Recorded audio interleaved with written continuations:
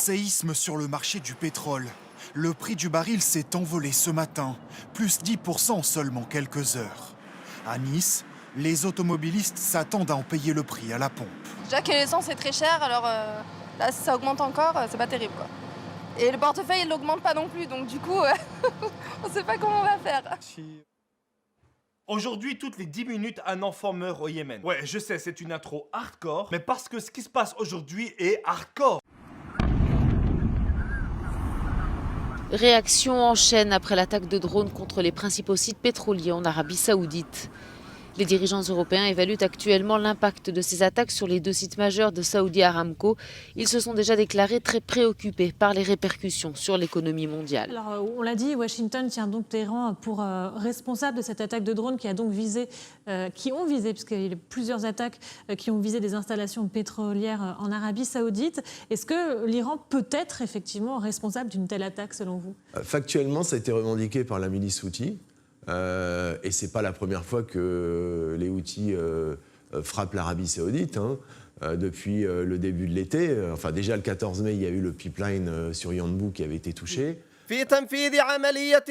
Ces attaques de drones constituent l'une des offensives les plus importantes depuis 2015, en ce 9e jour de Ramadan. Elle a touché des installations saoudiennes vitales dans la province de Saouadmi et Afif, proche de la capitale, et ces drones ont été lancés.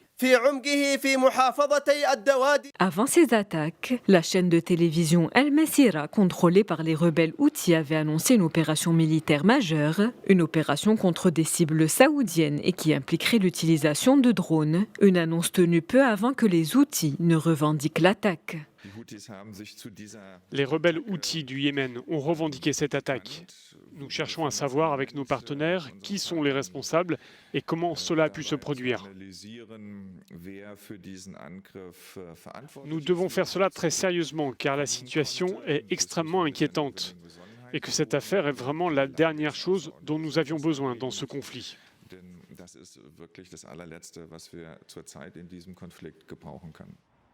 De leur côté, les États-Unis ont immédiatement exhorté leurs alliés européens à se joindre à eux pour condamner l'Iran qu'ils accusent, alors que Téhéran nie toute implication. Je réaffirme que les États-Unis condamnent sans réserve l'attaque de l'Iran contre le Royaume d'Arabie Saoudite et qu'ils invitent les autres pays à faire de même. Ce comportement est inacceptable. Alors que les rebelles menacent de lancer de nouvelles attaques contre l'Arabie Saoudite, la coalition emmenée par Riyad affirme que les armes utilisées ce week-end provenaient d'Iran. واليوم المملكة العربية السعودية والولايات المتحدة الأمريكية وهما قطب هذا العالم بالتأثير يقودان ولله الحمد والمنة بقيادة خادم الحرمين الشريفين وأيضا الرئيس الأمريكي العالم والإنسانية إلى مرافق الأمن والسلام والاستقرار والرخاء ونسأل الله تبارك وتعالى. Mais pourquoi les États-Unis soutiennent toujours l'Arabie Saoudite ? Il y a l'administration Trump qui, elle, a une relation personnelle. Et Donald Trump et son gendre Jared Kushner ont un intérêt très très important avec Mohammed Ben Salman. Je rappelle quand même que le prince héritier, qui est un ami personnel du gendre de Trump, est la caution arabe de la politique que veut mener Washington dans la région et en partie, entre autres d'ailleurs, le plan de paix israélo-palestinien conçu par Jared Kushner et dont Mohammed Ben Salman et ses alliés, Abu Dhabi notamment, représentent la caution arabe dont il a besoin. Sans compter bien sûr la position profondément anti-iranienne qui les réunit. Donc aujourd'hui, j'ai envie de dire, donc passez-moi l'expression, que Trump essaye de sauver le soldat MBS. I was in Saudi Arabia in May. And we are bringing back hundreds of billions of dollars into the United States, and we understand that, and they understand that some of the things that have been approved and are currently under construction and will be delivered to Saudi Arabia very soon, and that's for their protection. But if you look in terms of dollars, $3 billion, $533 million, $525 million, that's peanuts for you. Should have increased it. $880 million, $645 million, $6 billion, that's for frigates. 889 million, 63 million, and that's for various artillery. Some of the things that we're now working on, thanks, and that have been ordered and will shortly be started in construction and delivered. THAAD system, $13 billion. The C-130 airplanes, the Hercules, great plane, $3.8 billion. The Bradley vehicles, that's the tanks, $1.2 billion.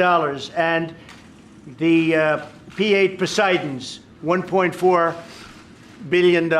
And what it does is it really means many, many jobs. We're talking about over 40,000 jobs in the United States. So we make the best equipment in the world. There's nobody even close. And Saudi Arabia is buying a lot of this equipment, and a lot of people are at work making the equipment, not only for us, because we, as you know, we're getting a $700 billion military proposal. And that's even a lot for you guys.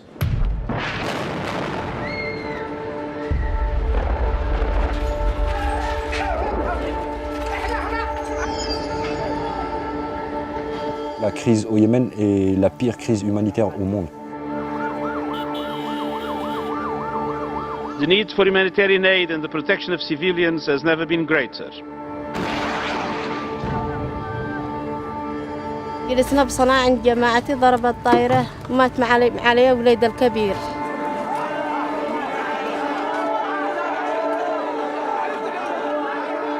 Some 17 million are food insecure, making this the world's largest hunger crisis. إذا العالم إذا لم ينظر لليمن فإن اليمن ستصل إلى هاوية من الكوارث والأمراض والأوبئة التي يعني لا يمكن معالجتها أبدا. On a une guerre très sale au Yémen, il n'y a pas de contrôle international sur cette guerre. Ça aboutit à la terreur, ça aboutit à la destruction des hôpitaux, des écoles.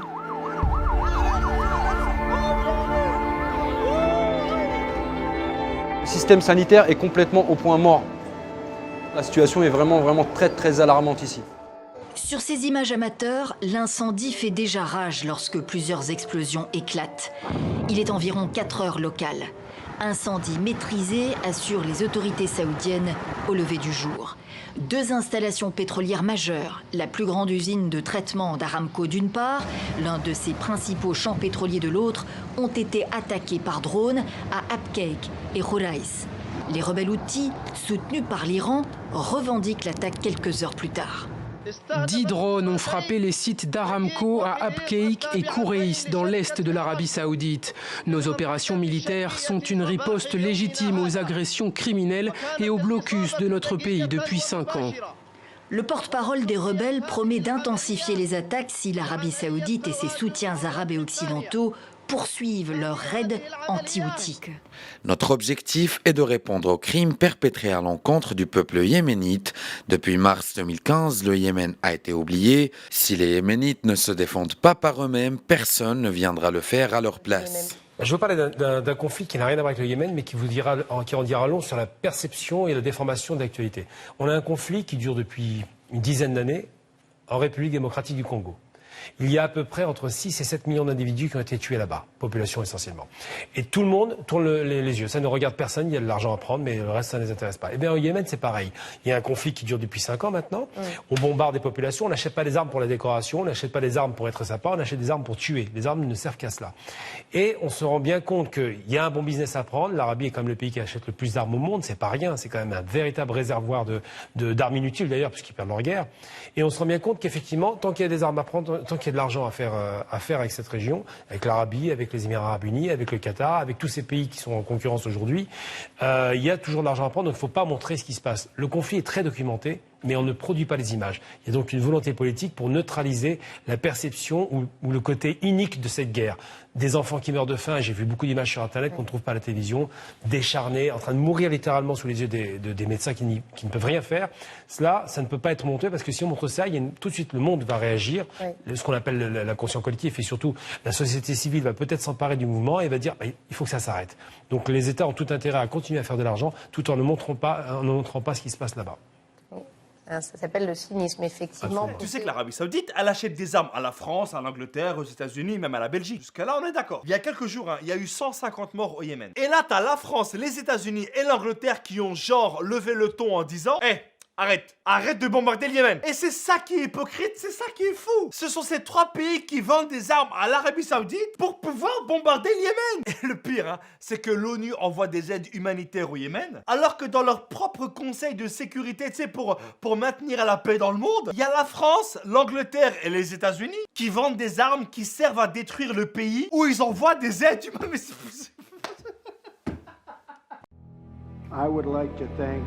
Remercier le roi Salman pour ses paroles extraordinaires et son royaume magnifique, l'Arabie Saoudite, d'avoir accueilli le sommet d'aujourd'hui. Je suis honoré d'être reçu par des hôtes aussi gracieux. J'ai toujours entendu parler de la splendeur de votre pays et de l'amabilité de vos citoyens, mais les paroles ne peuvent pas justifier, ne peuvent pas refléter la grandeur de ce lieu remarquable et de l'hospitalité incroyable que vous nous avez accordée dès l'instant où nous sommes arrivés.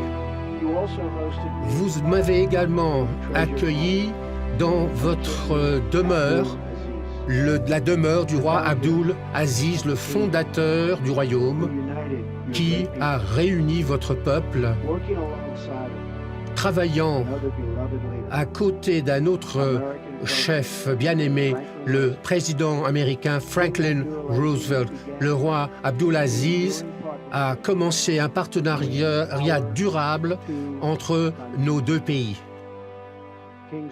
Le roi Salman, votre père, serait très très fier de voir que vous poursuivez son héritage. Et comme il avait inauguré le premier chapitre de notre partenariat, aujourd'hui nous ouvrons un nouveau chapitre qui apportera des avantages durables à tous nos citoyens. En quelques mois, nous avons créé près d'1 million d'emplois.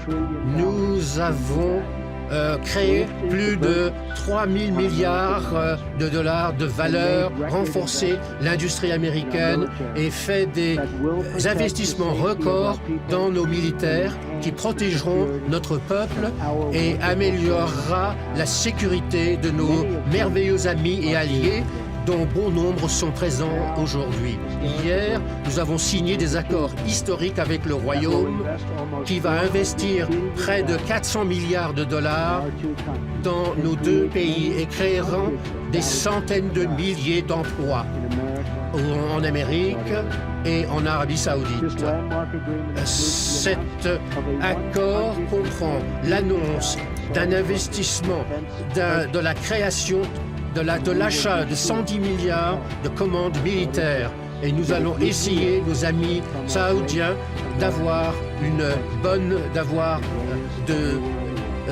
de bénéficier de la meilleure technologie militaire américaine, le meilleur du monde. Et des gens décents au nom de la religion. Des gens qui veulent protéger la vie et qui veulent protéger leur religion. C'est une bataille entre le bien et le mal.